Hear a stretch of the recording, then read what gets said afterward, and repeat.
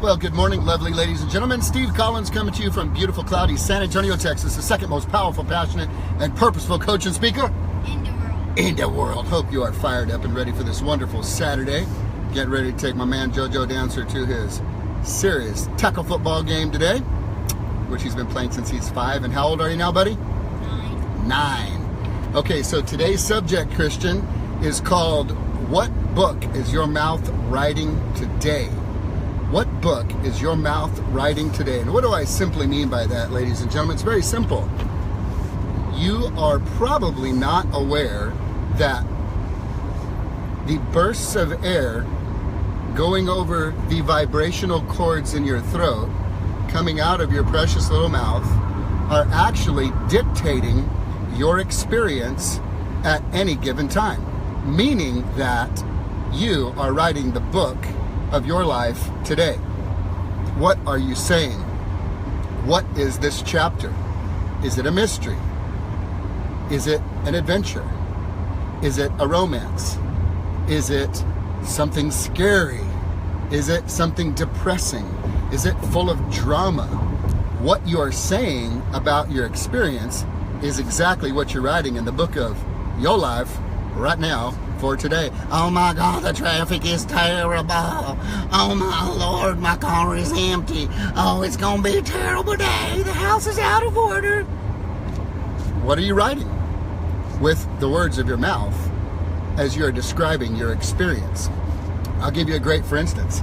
I had a client yesterday who called me after a very intense session who said to me, I just need to ask you, just be real with me. I said, what? He said, I'm really, really scared about what we're getting ready to step into.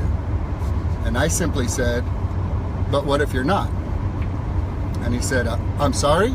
I said, what if you're not? He goes, well, what do you mean if I'm not? I am. I said, so what I hear you saying is you've attached a word that your brain is familiar with, that the planet is familiar with, okay, to describe what you are feeling. So let's just not talk about, let's not name it yet. What are you feeling? And he said, kind of butterflies, kind of nauseous. And I said, okay. Do you like roller coasters? Yeah, I do. I said, do you ever feel like that when you get on a roller coaster? And he goes, yeah, I do. And I said, so you're scared of roller coasters? He goes, no, I ain't scared of roller coasters. They're fun. I said, so when you're feeling nervous, you're feeling kind of nauseous in anticipation of doing something, what's another word you could use to describe it? And he said, excited, happy, like anxiously looking forward to the experience. And then he goes, oh, coach, come on now. I'm like, so how are you feeling about what we're getting ready to step into? And he said, I'm excited. I'm anxious for what's coming ahead, and I'm looking forward to the ride. I said, that sounds a heck of a lot better than I'm really scared, doesn't it? And he goes, a heck of a lot better. I said, is that an empowering thought or conversation? He said, it absolutely is. And I said, so just tell me one more again. Let's go back to the beginning of this phone call. Call me back up. The catalyst was for you to call me because you had these feelings that you had given a description to that is attached to a negativity and attached to a negative experience. What is your experience now? He said, man, I just want to call you and tell you how excited I am, how anxious I am in anticipation of what's going to be coming up. I said, aha. And he goes, man, come on, dog. I'm like, all right, now you know how we roll in coaching. So what words are you using to write the chapter of your life story today? Because you are writing your life story today by the words coming out of your mouth. So just like my client yesterday said, man, I'm really scared about what we're getting ready to do and go into, we reframed that and decided to attach a new language to that because we went down to the emotions that he is feeling, which were nauseousness and butterflies. The same feeling he got when he was getting ready to ride a roller coaster, which he did not describe as scary because he's not afraid of roller coasters. So he now chose to reframe that as excitement. So you have the ability to choose to name the feelings or experience that you're going through, and you have the ability to spin it to something positive instead of something negative. Most people will frame their experience through the language of negativity simply by habit because most people, unfortunately, are surrounded by wonderful, loving, amazing human beings who have not committed to the intentional, purposeful, powerful use of the language they use to describe their experience here on this lovely planet, spinning millions of miles an hour in the middle of outer space like a little blue ball, with this amazing thing called an atmosphere that helps us to breathe, with this amazing thing called gravity that keeps us from flying out of space, with this amazing distance from this amazing fiery ball that keeps us just right so that we don't burn up or freeze up. In this experience down here, you get to frame how you're going to experience your world today. How are you going to experience it? You reframe it. Same situation, different circumstance. Perfect example. My oldest son, all my sons are trained to open the doors for ladies. He opens the door for a lady coming out of the Neiman Marcus going into the Starbucks. The lady says, "Thank you, sweetheart.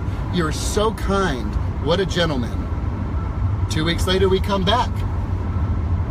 A person who obviously has a different experience says, "You don't need to hold the damn door open for me.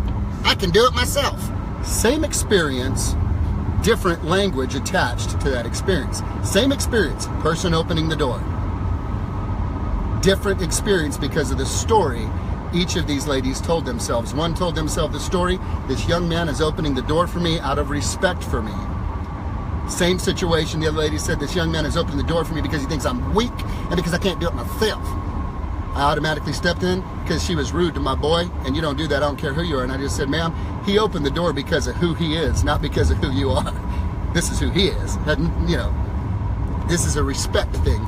It's his character as a chivalrous gentleman that opened the door for you." And of course, she said something ugly to me. My son said, "I don't want coffee anymore." I said, "Neither do I." I said, "Let's go, let's get out of here." So you get to choose to frame your experience through your language. So again, wrapping up, and my client called yesterday, said, "I'm really, really scared about this thing we're getting ready to go into, man." I said, "Are you really? But what if you're not?" "What do you mean, what if I'm not?" I said, "What if you're not scared?" "What do you mean if I'm not scared?" I said, "Well, what are you feeling? Let's go to the feelings and let's not attach a label to it." "Nervous, kind of nauseous." "Do you feel that way when you get on roller coasters?" "I do." "Are you scared of roller coasters?" "No, I'm not." "What do you describe that experience as with the identical feelings?" "Excitement, anticipation, looking forward to it." "Coach." I'm like, "Yeah, boy." So you get to pen with your little old tongue and your little old mouth the chapter in your life's book today. I suggest you be purposeful and intentional about creating the chapter that you want to experience today, because you can have the exact same experience you're having now and reframe it with the words of your mouth to describe it to be something beautiful. Have a great Saturday, guys.